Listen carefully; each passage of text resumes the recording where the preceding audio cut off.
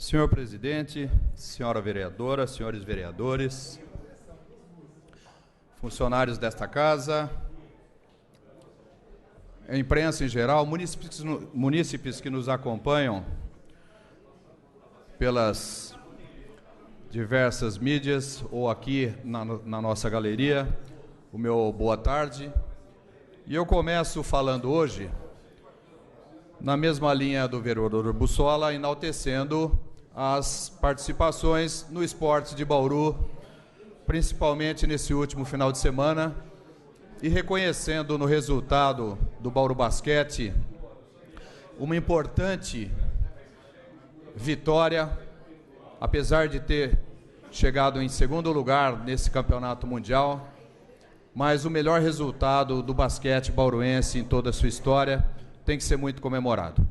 Nós entendemos que, de fato, foi um resultado impressionante, né? Você chegar aí a uma disputa intercontinental contra o Real Madrid, conseguir uma vitória em cima de um time com o cabedal deles, que tem vários destaques da seleção espanhola, atletas contratados internacionais de grande porte, inclusive participantes da NBA americana. Então, o Bauru Basquete chegar a esse resultado de vice-campeão mundial, sem dúvida alguma, é bastante expressivo e a gente cumprimenta aí o Bauru Basquete. Ao mesmo tempo que enseja também que o Vitor Hugo seja mais uma vez bem sucedido à frente do Noroeste e, como sempre, saudando também os bons resultados do vôlei do Consilig Bauru, que sempre está se destacando no cenário do voleibol feminino. Eu também queria cumprimentar aqui pelo trabalho realizado com bastante presteza pela Secretaria de Obras, numa solicitação que fizemos junto a esta Secretaria para dar um fim ao maltrato que acontecia na Avenida Getúlio Vargas, principalmente por conta das raízes que estavam saltando e atrapalhando o bom fluxo de veículos e, mais que ainda, podendo causar, inclusive, acidentes, né? Então, foram feitas diversas intervenções da Secretaria de Obras nesse local, que agora a avenida está mais plana e mais segura. Da mesma forma, também quero cumprimentar pelos procedimentos na Praça Palestina, o antigo pleito dos moradores, e que a gente também encampou, e que foram feitas e estão sendo feitas, inclusive, intervenções naquele local para dar mais qualidade a essa praça, que estava com as suas raízes expostas, com o seu gramado e calçadas prejudicadas, várias bocas de lobo abertas, e que foi revitalizada nessa última semana também. Então, fica registrado aí. Esse vereador esteve aí durante 10 dias participando do Campeonato Mundial de Veteranos, promovido pela Federação Internacional de Judô, não como competidor, mas como assistente técnico. Eu tive a oportunidade de acompanhar a brilhante participação da nossa equipe nacional. E eu pediria à TV Câmara que colocasse algumas imagens sobre essa viagem. Tem algumas fotos da competição, mas, como não poderia deixar de ser, a gente sempre está pensando na nossa cidade, e eu tive bastante envolvimento desta minha visita à Holanda, onde já havia estado outras 2 vezes. Dessa vez eu pude ver com mais atenção a vida do holandês, para que a gente tirasse algumas referências aqui para a nossa cidade.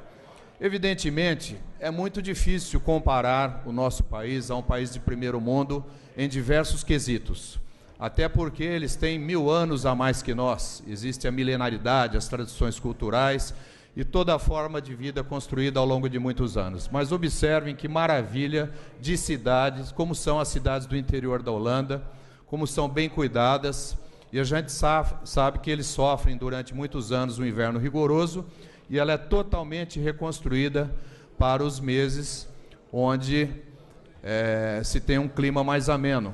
A Holanda é um país frio, mas em algumas épocas do ano eles são totalmente, novamente, os próprios habitantes, inclusive, eles vão florindo a cidade novamente, né? Algumas coisas que nós podemos comparar com o nosso país, algumas coisas ruins, por exemplo, os impostos também são elevadíssimos. A Holanda tem um imposto de 43%, que fica aquém do que a gente tem aqui, nós pagamos mais, né? E também tem uma saúde um pouco deficitária, segundo seus moradores. Mas nos demais aspectos, a Holanda, sem dúvida alguma, ela dá banho em nós em diversas ações.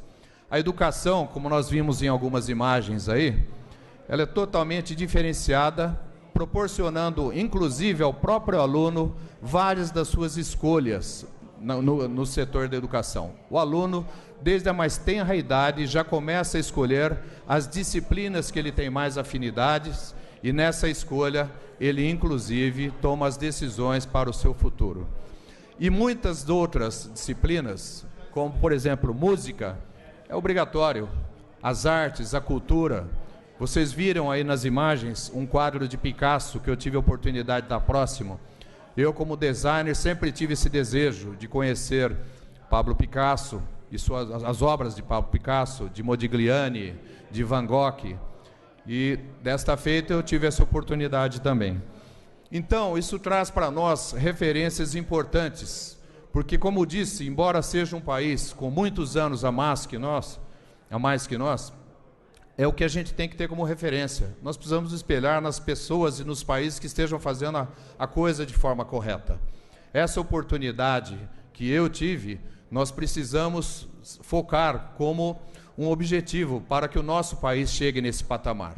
É claro que precisam ocorrer mudanças efetivas, principalmente nos vários cenários que nós temos. O principal deles, sem dúvida alguma, o cenário político, a vontade política que precede todos esses objetivos que a gente está vendo aí. A segurança da Holanda é uma questão ímpar.